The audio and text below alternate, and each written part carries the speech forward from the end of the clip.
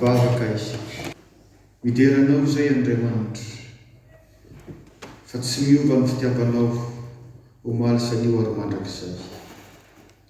Mbola mamangy sy mampahery hatrany ianao ary indrindra mamelombelona anay, manafana anay amin'ny alalan'ny teninao sy ny fanahinao masina. Aza velaka iaza Tompo, vaoka atsiaro tafaray aminao ary andray fampahirezana vaovao amin'ny anaran'i Jesosy Kristy. Amen. Novakena tariavana ny filazantsara araka ny Lioka toko 2:20 andininy 7:70 ka hatramin'ny 7:70. Izany no isy ny afatry ny Tompo ho anao ho amin'ity alakamisy masina taona 2020 sy 2020. Ary raisitsika manokana ny lohahevitra hoe tandremo mampidi-doza ny fangatsiahana ara-panahy.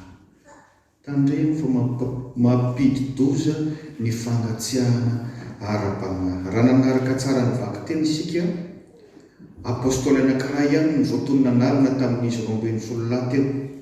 Izy zay Jodasy. Misy dikan'izany fa misy zavatra tian'ny Tompo hianarantsika tamin'ny fiainan'io lehilahy io.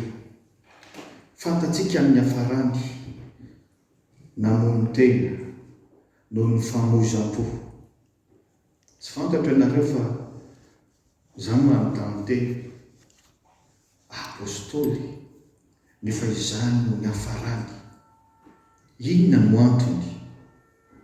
Rehefa nandinika tsara aho dia anisan'ny antony ray lehibe ny fangatsiahana ara-panahy.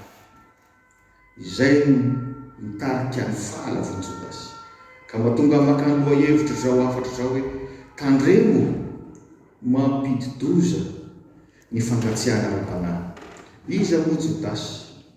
Misy anarana Jodasy vitsivitsy ao soratra masinao, fa ity resahantsika ity dia ilay antsoina hoe Jodasy Iskariota.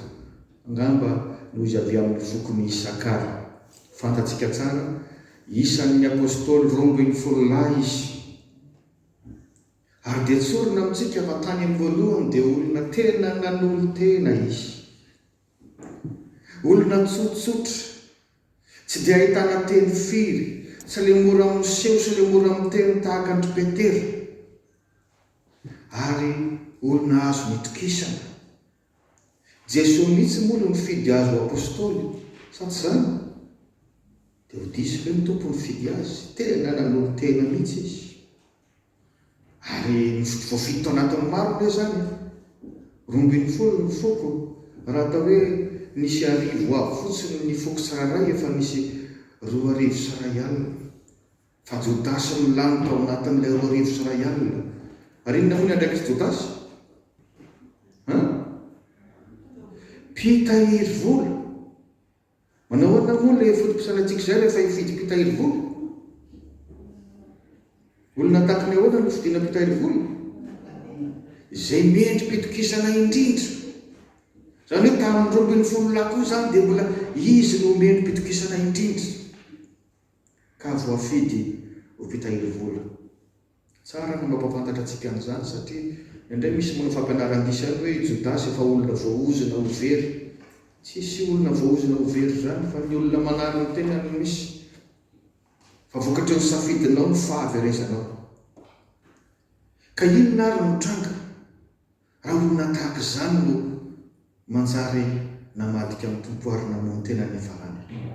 Tsotra ihany ry nanomboka nangatsiaka ara-panahy Jodasy rehefa nandeha ny fotoana.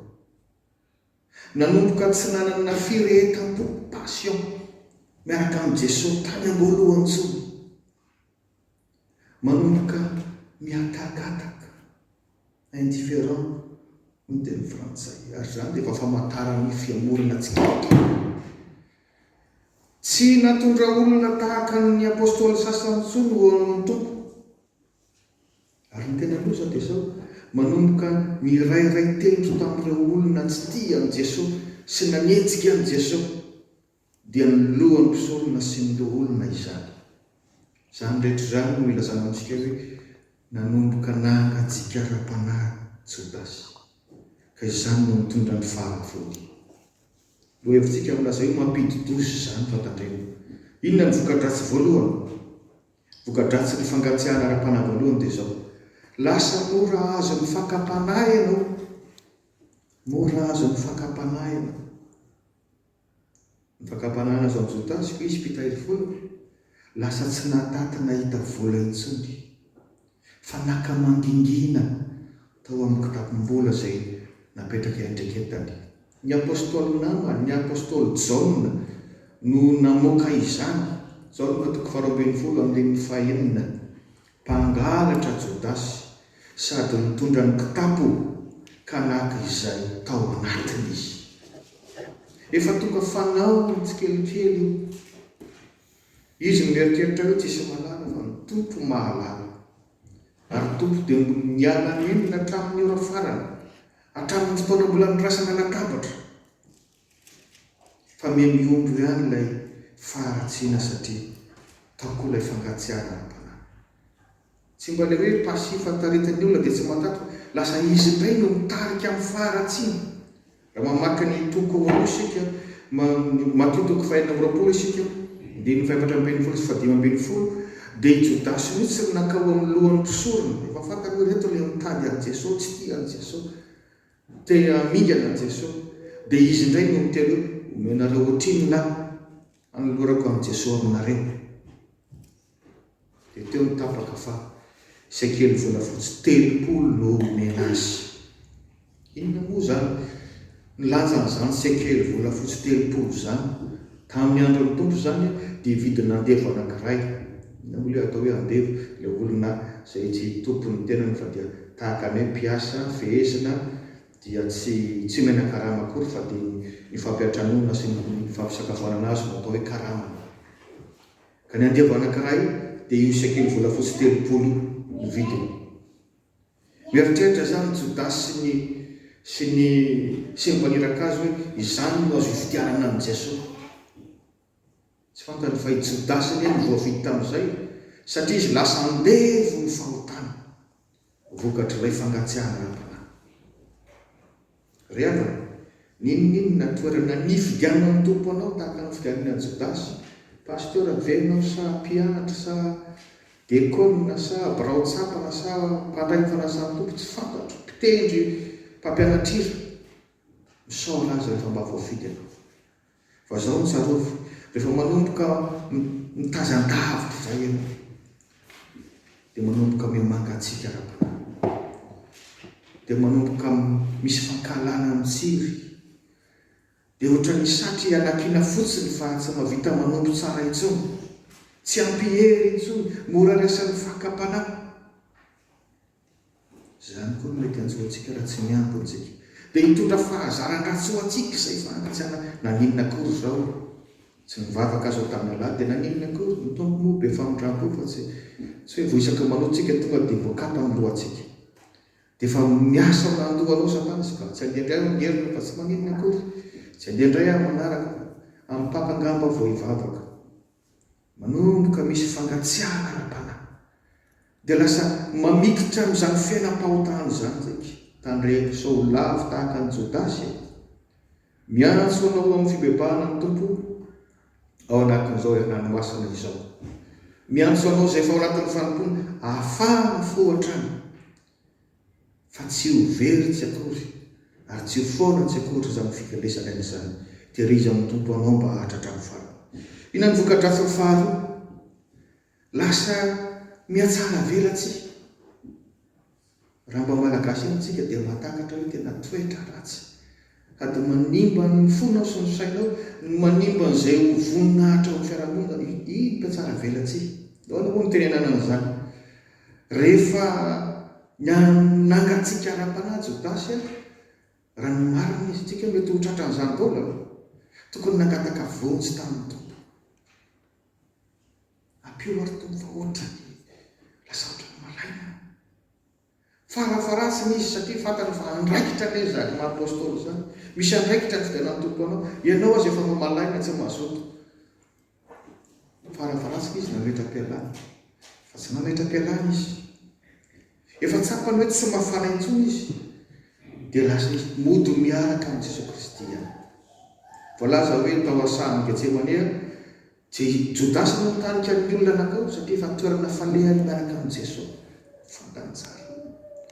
Efa mangatsiaka izy fa mody miaraka amin'ny Jesosy nefa kay fa hamadika azy. Zany ilay atao hoe tsara velantsika. Jereny ity ivelany izy tao miaraka amin'ny Jesosy fa ao anatiny eo efa mankahala. Manao izay akana fon'olona kay miomana hamadika. Ianao zany raha namana na hoe nanao hoe tsy maintsy fantatry ny olona hoe namana mpamadika ianao. Manao ny fomba ny tena mpinamana dia ilay mifanoka hatramin'izany. Kay ilay izy natao fihetsika feno fiatsaram-belatsia hamadihana ny Tompo. Mahatonga an Jesosy miteny amin'ny 5:70 ry Jodasy, fanoroana va no hamadihanao aho?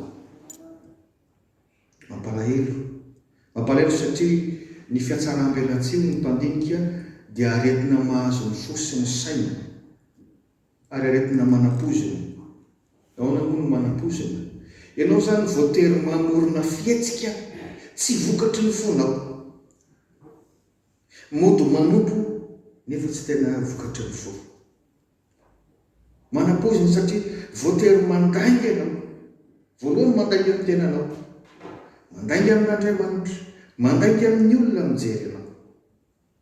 Dia inona moa zany fa manazatra tsikelikely ny tenanao amin'ny lainga ianao. Miaramila ny Satana ianao zany satria Satana no ray ny lainga. Dia voatery manafinafina toetra ianao fa sao fantatry ny olona hoe tsy tahaka n'ilay fihetsika nataony akory izy. Mampalahelo rehefa tratran'izany tsika. Mikiky ny saina sy ny fo zany no mpandinika. Nefa nahoelana mangana dia tsy maintsy ho fantatry ny olona ihany. Ny Tompo moa vao manomboka dia mahafantatra an'izany. Ny apôstôly vao nandeha kely dia efa nahita hoe fa manomboka tsy ao Jodasy zany. Ary rehefa nandeha moa ny fotoana dia tsy maintsy hita amin'ny fihetsika eny. Ka teo vao matsiaro menatra sy mangaia. Tandremo vao mampidoza ny fangatsiahana ara-panahy.